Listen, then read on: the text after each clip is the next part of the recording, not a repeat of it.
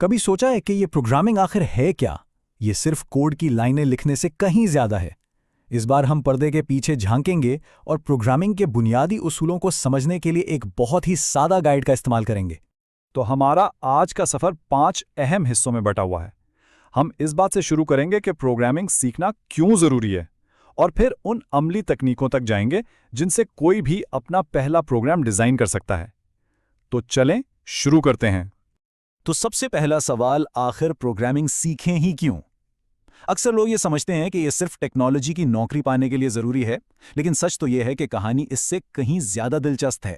Programming دراصل سوچنے کا انداز بدل دیتی ہے۔ ییل یونیورسٹی کے ایلن پرلز کا یہ کال پہلی نظر میں شاید تھوڑا عجیب لگے۔ وہ طنزیہ انداز میں پوچھ رہے ہیں، بھئی منصوبہ بندی کرنے، سوچ کو ترتیب دینے اور تفصیل پر توجہ دینے میں بھلا کیا مزہ ہے؟ اصل میں وہ یہ کہہ رہے ہیں کہ پروگرامنگ ہمیں وہ ساری اہم ذہنی مہارتیں سکھاتی ہے جنہیں اکثر نظر انداز کر دیا جاتا ہے۔ تو بات یہ ہے کہ کوڈ لکھنا ایک طرح سے دماغ کی ورزش ہے۔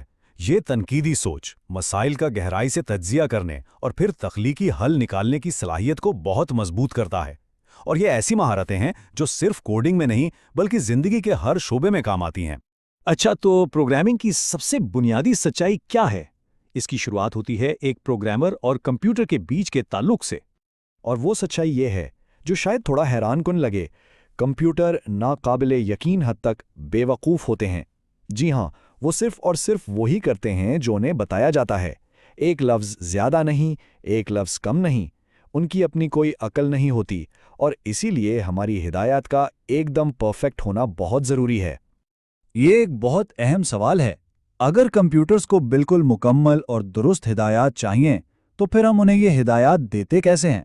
اس سوال کا جواب ہے پروگرام۔ ایک پروگرام کسی بھی مسئلے کو حل کرنے کے لیے قدم بقدم دی جانے والی ہدایات کا ایک مکمل سیٹ ہوتا ہے۔ اسے یوں سمجھیں جیسے یہ کھانا پکانے کی ایک بہت ہی تفصیلی ترکیب ہے، جہاں کمپیوٹر ہر ہدایت پر آنکھیں بند کر کے عمل کرتا ہے۔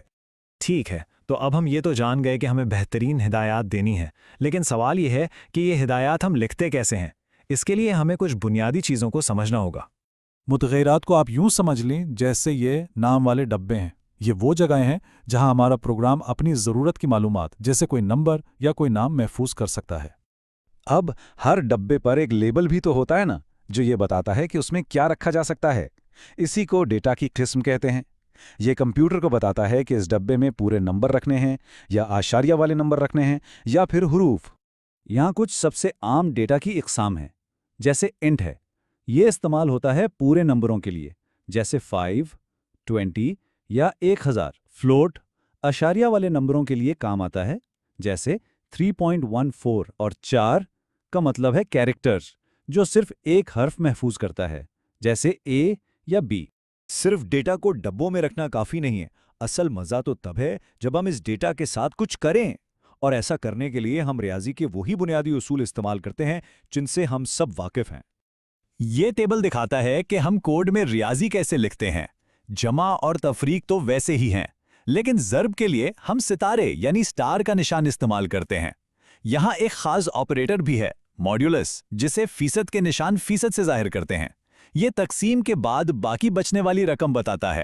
مثال کے طور پر اگر 10 کو 3 سے تقسیم کریں تو 1 باقی بچتا ہے، تو 10% 3 کا جواب 1 ہوگا۔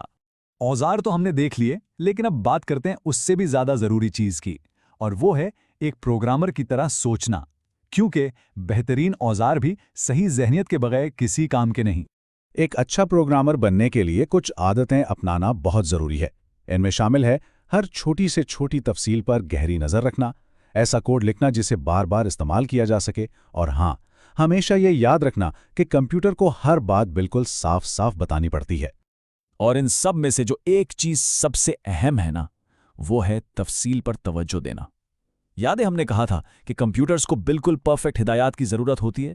ایک چھوٹی سی غلطی یا تک کہ ایک کوما کی غلطی بھی پورے پروگرام کو خراب کر سکتی ہے۔ آخر میں چلیں ایک بڑے کام کے فریم ورک پر بات کرتے ہیں جسے ڈیزائن کی ترکیب کہتے ہیں۔ یہ کسی بھی پروگرامنگ کے چیلنج سے نمٹنے کا ایک بہترین طریقہ ہے۔ یہ مثال بالکل صحیح ہے۔ ڈیزائن کی ترکیب پروگرامنگ کی بنیادی تکنیکوں میں مہارت حاصل کرنے جیسا ہے۔ مقصد یہ ہے کہ ان تکنیکوں پر اتنی مشق ہو جائے کہ یہ عادت بن جائیں، تاکہ اصل توجہ مسئلے کو حل کرنے پر مرکوز رہے۔ ये तरकीब एक बहुत वाज़ेह और सीधा सा रास्ता बताती है। आप मसले का तज्जिया करने से शुरू करते हैं, कुछ मिसालें बनाते हैं, अपने इक़दामात लिखते हैं, उन्हें टेस्ट करते हैं और फिर उसे बेहतर बनाते हैं। ये किसी भी आइडिया को एक चलते हुए प्रोग्राम में बदलने का एक मुनज़्ज़म तरीका है। तो अब बुनियादी औजार भी हैं और एक नक्शा भी। सवाल ये है कि इस नए इल्म से आप सबसे पहला कौन सा मसला हल करेंगे? अपनी तख्लीकी सलाहियतों को काम पर लगाएं, क्योंकि इम्कानात की कोई हद नहीं है।